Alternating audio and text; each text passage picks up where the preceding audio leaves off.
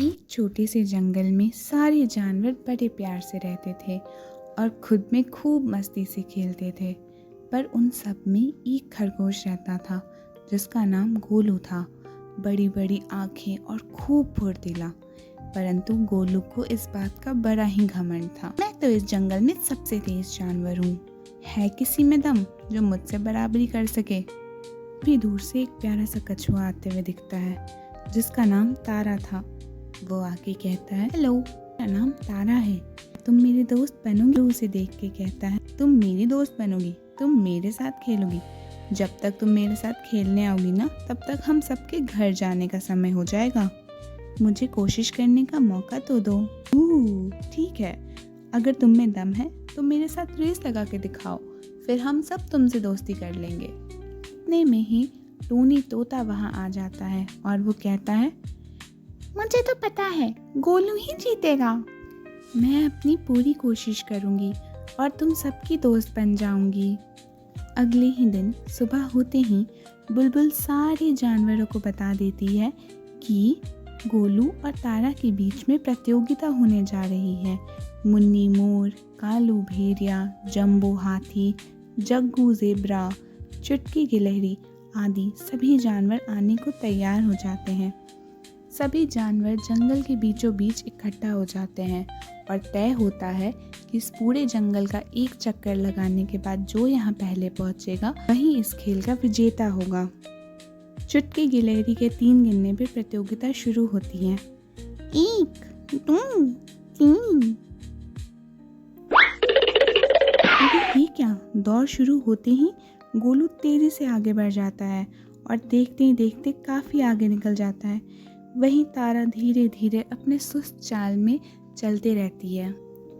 कुछ दूर जाने के बाद गोलू देखता है कि तारा तो काफी पीछे छूट गई है और सोचता है, काफी आगे आ चुका हूँ, थोड़ी देर आराम कर लेता हूँ, फिर आगे जाऊंगा।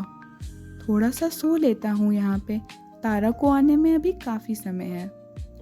पेड़ की छांव और ठंडी ठंडी हवा में गोलू की आंख लग जाती है और तारा हाल में धीरे धीरे धीरे धीरे आगे बढ़ते रहती है। गोलू को देख उसे भी लगता है कि मैं भी थोड़ी देर आराम कर लूँ क्या, कितना अच्छा हवा चल रहा है। लेकिन वो सोचती है कि नहीं, मैं पहले ये ख़त्म करूँगी, मुझे सबसे दोस्ती जो करनी है। और यही सोच के तारा आगे बढ़ते रहती है। देखते ही देखते तारा एक चक्कर लगाकर जंगल के वहीं पे वापस पहुंच जाती है जहां से ये प्रतियोगिता शुरू हुई थी। सभी जानवर उसे देख के खुश हो जाते हैं और तारा को अपना दोस्त बनाने के लिए बहुत ज़्यादा उत्साहित हो जाते हैं। वो सबको तारा की कभी हार नहीं मानने वाली आदत बहुत ज़्यादा पसंद आती है। वो सब खूब उछल कूद करके तारा को उसकी जीत की बधाई देते हैं। वहीं दूसरी तरफ गोलू की आँख खुलती है और गोलू देखता है, अरे तारा अभी तक यहाँ नहीं पहुँची, मैं तो अभी भी यहाँ से फुर्तीली दौड़ दौड़ूंगा और तुरंत पहुँच जाऊंगा। चलो शुरू करते हैं। ये नहीं देखते गोलू अपनी तेज रफ्तार में दौड़ना शुरू कर देता है। दौड़ते ही दौड़ते जब वो पास पहुँचता है तो वो देखता है, क्या तारा तो पहले से ही यहाँ खड़ी है, ये कैसे हो सकता है?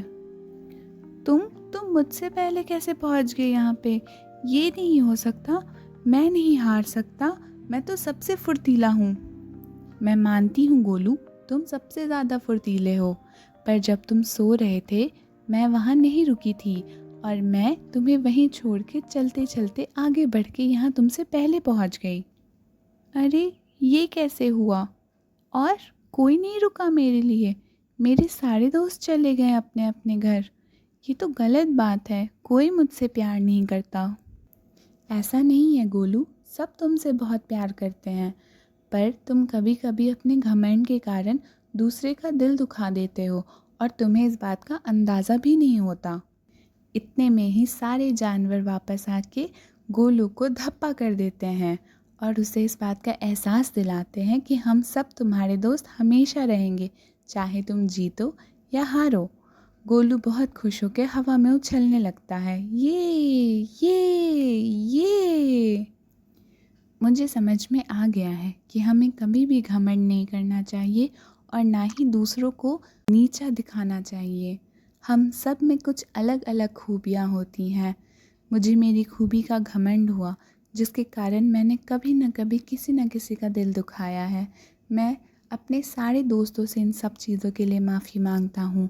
और मैंने एक और चीज़ सीखी है आज, कि हमें कभी भी दूसरे को कमज़ोर नहीं समझना चाहिए, और जब तक हम अपने काम को पूरा नहीं कर लेते, हमें नहीं रुकना चाहिए। तारा, आज से तुम भी हमारी दोस्त हो, और हम सब अब से रोज़ शाम को साथ में खेला करेंगे और खूब मस्ती किया करेंगे।